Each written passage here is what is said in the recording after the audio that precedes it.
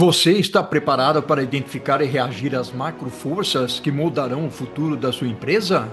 Descubra como analisar macroforças e preparar a sua empresa para um futuro competitivo e sustentável aqui na Prosa com Betália. Bem-vinda, bem-vindo a mais uma Prosa com Betália, prosa cada vez mais fantástica, onde as pessoas do bem aqui comparecem para compartilharem seus conhecimentos e suas experiências. E olha a prosa que estamos trazendo hoje aqui. Análise de macroforças que definem o futuro da sua empresa. Entender as forças que moldam o ambiente de negócios é essencial para quem deseja construir estratégias sólidas e sustentáveis. No mundo atual, onde mudanças políticas, econômicas, sociais, tecnológicas e ambientais se entrelaçam com velocidade, é preciso mais do que observar tendências, é necessário interpretar conexões, identificar riscos e oportunidades reais e agir com precisão. Nessa prosa com Bertalha, vamos explorar como uma análise estruturada e crítica das macroforças pode definir o futuro da sua empresa. Vamos refletir sobre esse tema fascinante e importante aqui na Prosa com Bertalha, onde a educação e os negócios caminham juntos para trazer inspiração à sua jornada. E eu tenho o privilégio de trazer aqui para a prosa o Felipe Mendes, ele que é executivo sênior em transformação B2B, com 35 anos de experiência em empresas como Unilever, Mondelez, Nielsen IQ, GFK, Ipsos e Brain Bytes. Atua como conselheiro, palestrante e professor, liderando estratégias de crescimento, transformação digital e excelência operacional, com foco em inovação, rentabilidade e experiência do cliente. Olha só que prosa fantástica nós vamos ter aqui com o Felipe que vem trazendo uma contribuição muito legal para a prosa combetária. Meu caro amigo, seja muito bem-vindo à prosa combetária.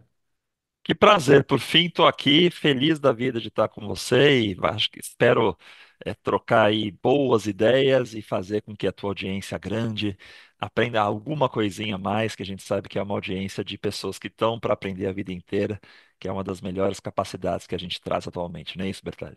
É isso, meu amigo. Gratidão enorme. Aqui o nosso lema é educar para transformar. Com a educação vem a transformação. E por falar nisso, Felipe, já vamos pedir para o pessoal para que eles se inscrevam no canal, dê uma curtida legal aí para o Felipe, que o Felipe está trazendo aqui uma contribuição fantástica para a nossa comunidade, a comunidade que assiste aqui os nossos vídeos. E um detalhezinho, não esqueça de acionar o sininho, porque tem muita prosa aqui, viu, Felipe? Então, se não acionar o sininho, não fica sabendo. Felipe, por que que você está trazendo esse tema para a gente conversar? Bertalha, 1926, filme chamado O Sol Também Se Levanta, do Ernest Hemingway. E aí um escritor americano, Bill Gorton, pergunta no livro, né? Pergunta para o Mike Campbell, que era um britânico aristocrata arruinado financeiramente ali no pós-guerra, como é que você perdeu todo o teu dinheiro? Como é que você foi à falência? E ele fala a frase famosa de duas formas: gradualmente e depois, de repente. Dizem que isso tem a ver com o Ernest Hemingway, com a falência dele, mas não é simplesmente um texto de um livro dele. E isso, de alguma maneira, é um pouco a ideia de se estar sempre olhando o futuro, olhando sempre para os grandes movimentos. Vou trazer um exemplo positivo, vamos falar um pouco do Airbnb, que todo mundo fala, mas eu falo de uma coisa específica. Ele gerou um acúmulo tecnológico no tempo, mas demorou para dar certo, né? Mas conforme vieram novas tecnologias, plataforma de pagamento online, PayPal, o GPS dos smartphones, etc., ele ganhou uma tração e, ao mesmo tempo, nós tivemos aí uma redução nas pessoas daquela questão de alguém dormindo na minha casa. Então, o Uber, né, a questão do sharing cresceu muito nos Estados Unidos, depois no mundo inteiro. O tal do Couchsurfing, né, quer dizer, você liberar o sofá para sua casa virou algo positivo, mas no começo era chamado de site de colchões infláveis. Então, assim, essas coisas elas acontecem ali lentamente e de repente elas explodem. Então, a ideia desse tipo de exercício que a gente vai falar hoje é que a gente fique atento para que quando explodir, a gente esteja um pouquinho antes dessa onda e já esteja surfando, seja coisas que são problemas, né, ou dificuldades, mas também as oportunidades. Olha só que fantástico, bacana demais. Gostei já dessa introdução aí, Felipe. Meu amigo, como adaptar os modelos tradicionais de análise de cenários para capturar as novas dinâmicas do ambiente de negócios? Qual a sua visão sobre isso? Detalhe, você sabe que lá nos anos 60, um rapaz chamado Francis Aguilar, ele fez um livro chamado Scanning the Business Environment, né? Quer dizer, monitorando o ambiente de negócio, 67. E ele criou essa primeira análise, que era ETPS, econômico, técnico, político e social, apontando então para que as pessoas deveriam, as empresas deveriam olhar para isso para poder saber o que teriam que fazer e olhar um pouco para frente. Lá nos anos 90, já houve uma primeira atualização, eles mudaram o técnico para tecnologia, agregaram sustentabilidade, o environment, e agregaram a parte de regulamentações legal. O que que é interessante a gente lembrar dos anos 90? Nós dois passamos por lá e já éramos pessoas aí, já éramos profissionais naquele momento. A democratização da tecnologia teve um avanço muito grande ali no começo dos anos 90, é quando a computação pessoal passa a vir à mão do usuário final, logo naquele início, também a questão da internet. Os movimentos ambientalistas, tivemos a criação do Protocolo de Montreal e a famosa Rio 92, que foi aí um grande elemento, e toda a questão da crescente globalização e a regulamentação corporativa. Os negócios começaram a operar em múltiplos países, com legislações muito diferentes, às vezes regulamentações setoriais distintas, mas ao mesmo tempo mais interligadas. Vamos lembrar da queda da União Soviética. Esse é outro caso de gradualmente e depois, de repente. Você teve uma crise econômica no país, uma estagnação tecnológica, porque todo o dinheiro estava ali na corrida armamentista, né? Ir para a Lua e aquilo muito caro. A população vai ficando desgostosa de tudo aquilo, e de repente, puxa, em 2 anos, como é que em 2 anos caiu o Muro de Berlim, caiu o Bloco Soviético? Nunca é em 2 anos, né? Vem de um tempo. Então, a ideia é um pouco essa das atualizações. E eu acredito que a Pestel, que é o que foi criado ali em 90, merece uma atualização, porque a gente teve aí algumas coisas importantes nos últimos anos acontecendo. E a gente vai falar um pouco sobre isso, né? Geopolítica, talentos e outras coisas que foram surgindo no momento. Então a ideia é sempre avaliar esses elementos que já estão lá, ver o que que deveria entrar, mas deveria entrar de verdade, né? Porque você pode acomodar coisas, porque senão você cria uma análise que ninguém consegue fazer. Então essa é um pouco a ideia, de estar sempre pensando em como atualizar esses modelos de análise.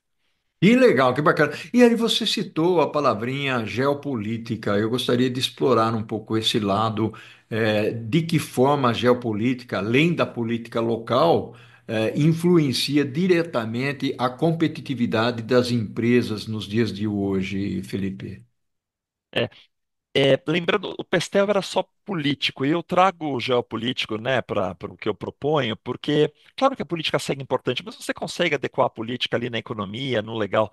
Mas a geopolítica é algo amplo, e o que é mais interessante, Bertalho, é a mudança dos tempos. Lá em 90, esse era um assunto super importante em função de Guerra Fria, etc. Depois, durante 30 anos, isso sumiu. Não era necessário falar tanto de geopolítica, porque todo mundo tinha aquele famoso magical thinking, né? De que tudo vai dar certo, de que somos todos irmãos, etc.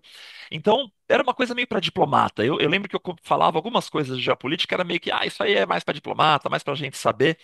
Poxa, mas de repente vem toda a questão, especialmente a questão, né, do Covid, que trouxe essa percepção de que o mundo é muito mais integrado do que a gente imagina, e começam todas as batalhas aí de hard power, soft power, né, e smart power. Só comentando sobre esses temas que eu acho que são importantes. A pessoa que criou esses nomes, ou pelo menos é atribuído a ele, é o Joseph Nee, que morreu ali na primeira semana de maio, acho que foi 7 de maio que ele faleceu, e é um cara que trouxe o conceito de que poder é você fazer com que outras pessoas façam o que você quer, e você pode fazer de um hard way ou de um soft way, né, por imposição ou por convencimento. Então, a questão geopolítica é isso, no final das contas. Você é uma combinação do hard power, economia, potencial bélico, todas essas questões, e ao mesmo tempo o smart power é cultura, música, pensamento, liderança. Então, a geopolítica tem uma coisa ampla. Por exemplo, a gente tem essa discussão das tarifas agora, né?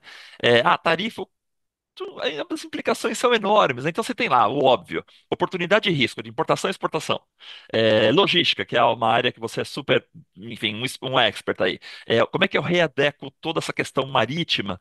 Criação de capacidade ou redução de capacidade? Eu vou exportar mais ou menos? Invisto agora ou espero um pouco? Local de produção, friendshoring, né? Realmente os países vão cada vez mais querer países que são alinhados do ponto de vista de valores para produzir. Eu preciso dar estímulo financeiro se eu quero manter uma empresa aqui. Inflação. Componente, disponibilidade de componente de matéria-prima, tal das terras raras, que foi o grande assunto aí das últimas semanas, que o Brasil e a China disputam isso. De redução das novas tecnologias, porque falta componente, terra rara vai ser mais difícil. Pô, se vai reduzir tecnologia, será que dá tempo para acelerar a clean tech, por exemplo, ter melhor aproveitamento de energia para inteligência artificial, ter melhores formas de resfriar aí os computadores? Então, tarifa é uma coisinha. A partir daí, você tem um monte de desdobramentos que, obviamente, cada indústria vai ter o seu. Então, perceba como a geopolítica, ela de fato não é uma coisa mais para diplomata, não é uma coisa mais para olhar, é coisa no detalhe. Ela vai em elementos super importantes do mundo hoje em dia. E eu concordo contigo, concordo, realmente acredito que seja extremamente importante e as pessoas têm que entender. Não precisamos aqui tocar no assunto da globalização, que é tão importante, né? Mas a conexão entre a geografia e a política, ela se faz cada vez mais importante e nós não podemos ficar fora desse contexto. Você mencionou também, ô Felipe, sobre a parte de talentos, né? Ou seja, hoje se fala muito, inclusive o mote aqui do nosso canal, com a educação vem a transformação, tal. Por que que o talento deve ser considerado uma nova macro força essencial nas análises estratégicas, Felipe? Betânia, as empresas estão desesperadas com isso. E eu fico feliz que o assunto talento tenha subido para o conselho de administração, subido para as diretorias. Vou falar três ou quatro coisas só para a gente relembrar. Geração Z. Chega com uma atitude muito mais frugal em relação à vida. Eles querem balancear a vida pessoal e profissional e até aceitam ter menos dinheiro, ter uma vida com menos luxo, se for o caso. É traduzido como falta de ambição. Não, é simplesmente querer balancear. É correto, é errado, podemos discutir horas aqui. Mas é uma característica da geração Z a frugalidade. Inteligência artificial generativa, ChatGPT, Claude, Perplexity, automatiza a tarefa rotineira, né? Que muitas vezes era realizada por jovens trabalhadores nos escritórios, não é mais uma automação de fábrica, que é algo que você também é um expert. Isso é coisas de colarinho branco, né? Quer dizer, vai impactar os primeiros jobs, os trabalhos de entrada. Depois, trabalho remoto, híbrido, volta para o escritório, não volta. Não é só para isso, é questão de cultura corporativa. Como é que eu desenvolvo aprendizado? Se eu estou falando então de alguém trabalhando desde casa, um jovem profissional, como é que eu desenvolvo o soft skill lá? Depois, Brasil. Pequena oferta de profissional com formação em exatas. A gente precisa de tecnólogos, precisa de engenheiros e não tem. O letramento digital é pequeno, apesar de todo o investimento. Então, assim, só nessas quatro coisas aqui, de novo, já dá um podcast completo. E aí, o que é muito interessante também é que esse ano foi, da minha história profissional aí, nos últimos 35 anos, o primeiro que eu vi aquele documento do Fórum Econômico Mundial, Futuro das Profissões, ele rodou o WhatsApp de tudo quanto é jeito. Post, WhatsApp, isso é muito bom. Falou-se esse ano muito, né, das habilidades mais necessárias em 2030 e as estratégias que precisam ser tomadas. E aí o que eu vejo é, como é que você se prepara para isso, né? Que acho que é o importante de olhar a macro tendência. Primeiro, o que que vai ser importante no futuro? Que habilidade vai ser importante no futuro? O que que você tem dentro de casa hoje? Como é que você desenvolve ou adquire essa capability, né? Essa estratégia aí. Então, o relatório dá um pouco de guia nisso, né, de identificação das habilidades do futuro. Ele fala o que vai ser importante lá em 2030, mas o futuro tem uma frase que eu gosto que é um local para onde eu estou indo rápido, assim eu posso cumprimentar meus clientes quando chegarem lá. Acho que dizem que é eu vou lembrar já de quem é, mas assim, acho que é do Bill Gates. Então, assim, você tem que criar isso também, né? Então, o exercício inicial é cliente, o que que você está procurando hoje? Esse é o primeiro, cara, né? Fazer uma boa sessão de voz de cliente mesmo, sentar, discutir, propor coisas, porque eu quero que ele pense para frente. Depois, benchmarking. Se eu sou uma empresa menor, olhar o que as grandes estão fazendo. Se eu sou uma empresa brasileira, olhar o que as empresas, de repente, do leste europeu estão fazendo, ou do sudeste da Ásia, ou até das empresas mais modernas. Consultoria e formador de opinião, a gente está fazendo esse podcast aqui, né? Você tem 700, aí é um número incrível. De graça, quer dizer, a pessoa tem que olhar, né? Buscar lá e dizer, o Bertalha falou sobre isso, porque essas são as pessoas que vão trazendo um pouco do futuro. Beleza, entendi o que vai ter valor no futuro, entendi 5 anos. Aí vai, como é que eu chego lá? Funcionários, o que que eu tenho? O que que eu posso fazer melhor? Fornecedores, o que que vocês estão trazendo para o futuro? Como é que eu posso pegar o que vocês estão aprendendo e inovar dentro da minha empresa? De novo, consultoria e universidade. O que está tendo de pesquisa sobre isso, sobre essas tendências? Então, o grande ponto é, no caso de talento, que eu vou precisar adquirir? Eu vou fazer um upskilling ou reskilling, né? Eu vou treinar pessoas, eu vou dar condições para elas, eu vou propor um grande programa de treinamento. Que eu vou precisar trazer de talento externo? Porque às vezes não tem como, eu preciso trazer rápido, eu preciso trazer de maneira muito estratégica, e até que parceria eu vou fazer. Hoje, esse mundo mais de consultorias ou de freelancers, até startups que às vezes fazem uma parte do seu trabalho, né? Isso permite que você crie capabilities, crie capacidades de talento muito diferentes daquelas que a gente pensava há 3, 4 anos. E fantástico, legal demais.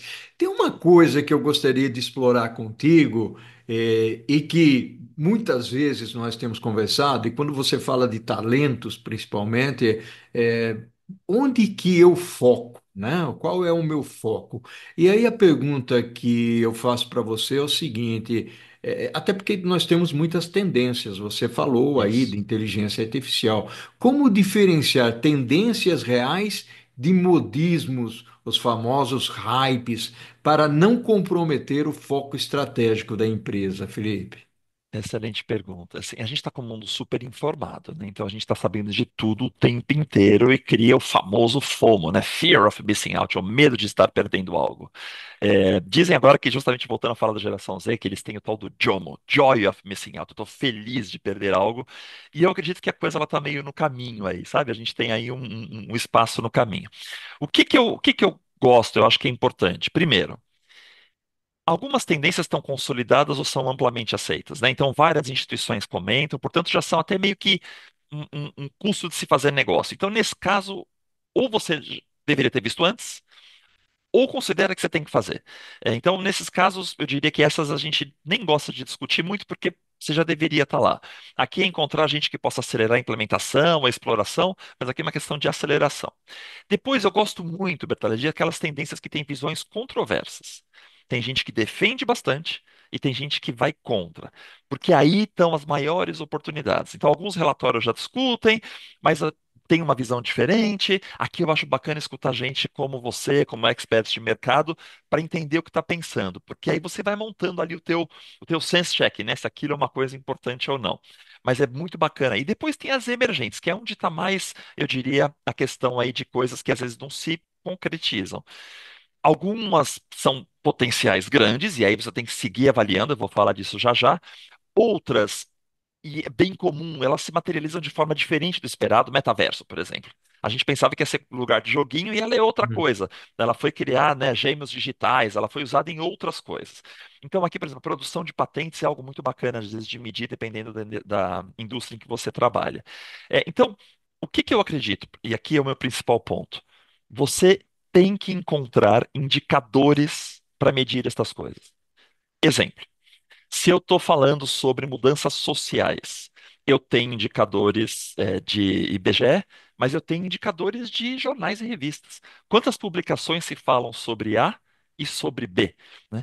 Porque se essa coisa não cresce, ou se ela vai para outro caminho, eu preciso ter a possibilidade de medir.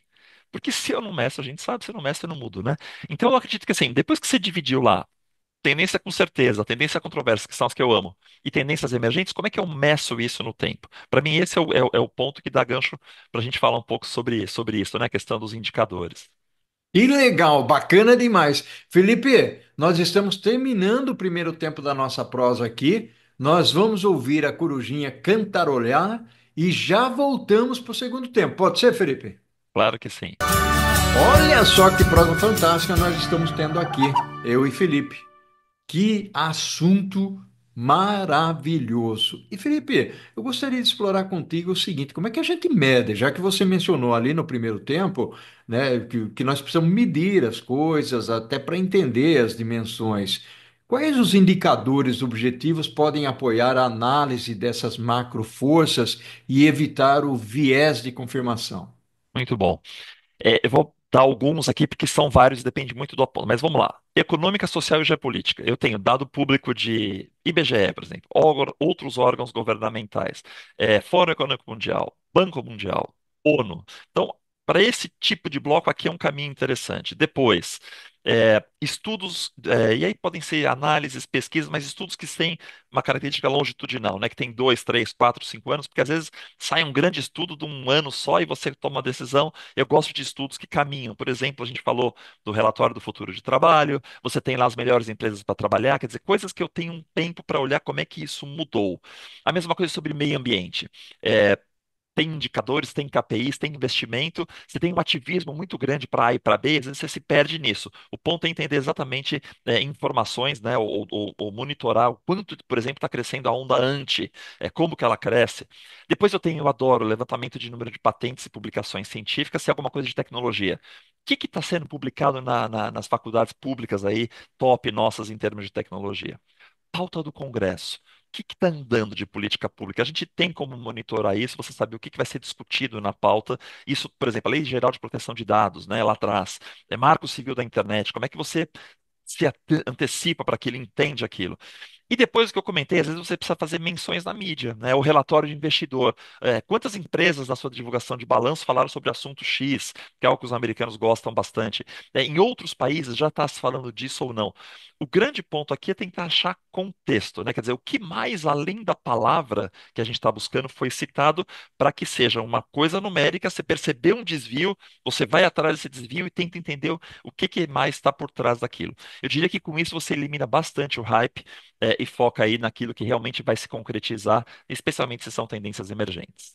Bacana demais. E aí, uma outra pergunta que é extremamente interessante, que é o envolvimento das pessoas, das áreas, dos departamentos, exatamente para a gente buscar esses cenários diferentes e futuros que você vem mencionando. Qual a importância que você enxerga de envolver diferentes pensamentos, trazer novos insights dentro desse contexto que nós estamos conversando?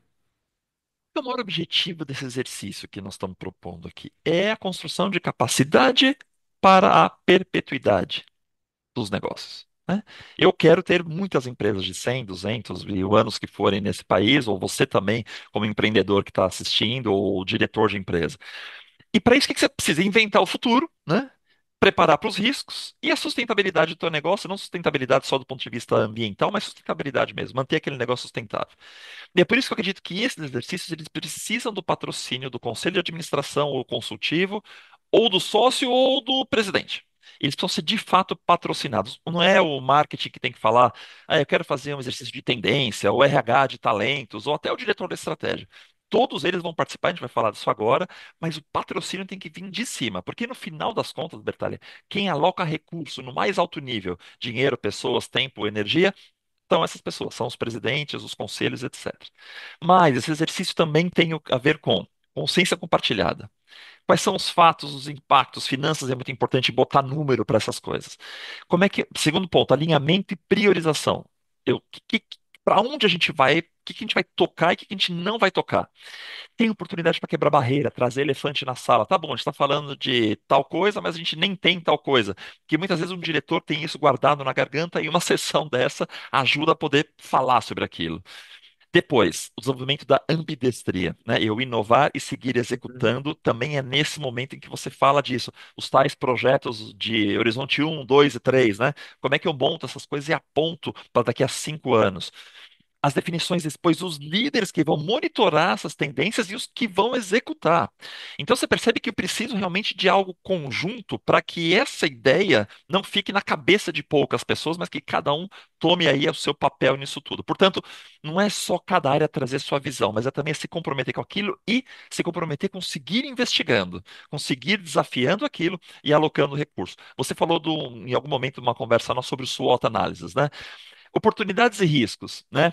O tal do Opportunities and Threats. De onde vem? Como que não vem de um exercício desse, né? Como é que é uma coisa que alguém fala assim, quais são as oportunidades e ameaças? Sempre vai ter muito viés, que é o que você comentou. Portanto, um exercício estratégico amplo, idealmente feito com alguém que tem menos viés, alguém de fora que organiza, costuma trazer aí vantagens muito grandes logo no início do processo estratégico. Uau, que fantástico, legal demais. E como a gente estrutura? Você está falando aí de SWOT, análises, logicamente existem outras ferramentas que nós poderíamos estar, de certa forma, aplicando a um processo como esse. Na sua visão, como estruturar uma matriz de análise de cenários que considere aceleração ou desaceleração de tendências? É, o que que é interessante, né? Hoje as membranas de conexão entre as coisas estão cada vez mais porosas, né? Então, assim, as coisas elas passam. Então, sei lá, eu estou falando de biotech. É tecnologia ou é saúde, né? Tem a ver com Uhum. longevidade, mas tem a ver também com reconstrução, enfim, né? Então, essa interconexão dos elementos é cada vez mais visível e eu acho que a pandemia nos deixou isso muito claro, com todas as implicações e transformações, deu essa ideia de que o mundo é uma coisa holística, né? A gente sentiu na pele essa interconexão e esse interrelacionamento. Só que essa abordagem não é nova, né? No início do século XX, teve aquela abordagem psicológica da Gestalt, né? E já afirmava isso, né? O ser humano percebe o mundo como um todo organizado e a soma das partes, na verdade, é muito mais complexa e significativa do que a análise fragmentada dos componentes. Então, o todo é diferente da soma das partes, não é maior, que a gente fala o todo é maior que as partes, né? Mas quando a gente então analisa essas macroforças, a gente não deve olhar só os elementos isolados, né? A gente precisa olhar como que eles se interrelacionam, tentando buscar exatamente isso, ou dos aspectos envolvidos e como eles interagem para formar esse todo coerente. Então a gente já falou, né, Bertalha, dos elementos ali, o geopolítico, o econômico, social, tecnológico, ambiental, legal e talento. Depois, nós vamos buscar as tendências mesmo, quer dizer, o que que a gente está enxergando aí, ChatGPT, por exemplo. E aí depois a gente começa a ver as interconexões. Vou dar um exemplo específico. Vamos falar um pouco sobre inteligência artificial generativa e talentos, tá? Essa relação, ela tem um pouco a ver com a tal da dinâmica dos sistemas, né? Que busca ver como é que as variáveis se influenciam mutuamente, gerando cada elemento. E isso ajuda muito na criação de cenários e uma postura mais ativa, que evita aqueles cenários apocalípticos que alguns meios de comunicação fazem, ou até aqueles colegas extremistas ou negativos. Então, como é que eu proponho fazer isso? Primeiro, você coloca lá a tendência. Então, vamos lá. Avanço dos agentes de inteligência artificial, né? O famoso Agentic AI lá, realizando funções que os jovens formados realizavam antes. Estou usando um ponto já que eu falei agora há pouco. Na segunda coluna, eu preciso dizer, se essa tendência acelerar, o que que vai acontecer no mercado? Para cada um daqueles sete elementos. Se essa tendência diminuir, o que que vai acontecer? Então, por exemplo, se acelera o avanço do AI, na parte econômica, eu tenho uma criação de valor adicional. Quer dizer, muitas vezes esses agentes são mais eficientes. Porém, eu tenho um desemprego maior entre jovens formados na parte social. Na tecnologia deve ser mais fácil criar agentes, mas eu devo ter que encontrar maiores formas de produzir energia limpa.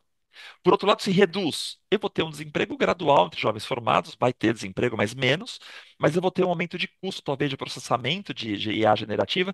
Então, o mesmo elemento, eu coloco cenários de aceleração e de desaceleração, e busco indicadores que me apontem para onde está indo. Vamos imaginar, a parte legal se reduz isso. Eu posso ter uma atividade sindical dizendo: olha, eu quero manter os empregos, vocês, tudo bem em colocar a gente de EA desde que. Então, você percebe como é importante entender para onde está indo para ver todo o impacto aí que você pode ter para frente. Então, a ideia é essa. Primeiro, fato observado, tendência provável, acelerar ou desacelerar e os indicadores, e depois o impacto em cada um dos sete elementos. Alguns não entram em todos os elementos, mas o ideal é tentar percorrer aí esses elementos todos. E dentro dessa perspectiva que você está trazendo, Felipe, existem alguns elementos, um desafio, ou vários desafios, logicamente, são grandes nesse processo todo, mas um que eu vejo como preponderante, fundamental e crucial, né? Como diz o ChatGPT, né? Quando você coloca alguma coisa no ChatGPT, ele sempre traz a palavrinha crucial, né? Aliás, hoje em dia está fácil você perceber quando as pessoas postam alguma coisa É. trazendo lá do chat GPT, que ele traz a palavra crucial a todo momento. De que forma a cultura organizacional pode ser moldada para responder melhor às macro-forças emergentes, Felipe? Eu acho que o primeiro ponto, toda empresa deve ter um momento do seu ano, que pode ser a cada trimestre, a cada ano, que fala sobre qual será o futuro do nosso segmento. Como é que a gente deve se preparar para esse futuro, portanto, né? Então, esse acho que é o primeiro ponto, é encontrar este momento. A gente tem aí tendências a ESG, a automação, que já estão super debatidas. Nós temos agora a tendência da globalização ou regionalização, enfim, tem um pouco de tudo, estamos caminhando para a regionalização, mas, portanto, a ideia disso daqui, da cultura, é que todas as pessoas saibam que esses exercícios estão para uma coisa. Frase do Alan Kay: a melhor forma de prever o futuro é inventá-lo. Portanto, se eu tenho uma zona de incerteza, eu como empresa, eu como cultura empresarial, preciso dizer essa incerteza provoca o quê? O que que eu vejo bastante, Bertalli? Que esses exercícios são muito bacanas. Quando você termina de apresentar, tem aquele relaxamento, aquela coisa gostosa. Ai, que legal isso que você trouxe. A gente, inclusive, falou disso, né?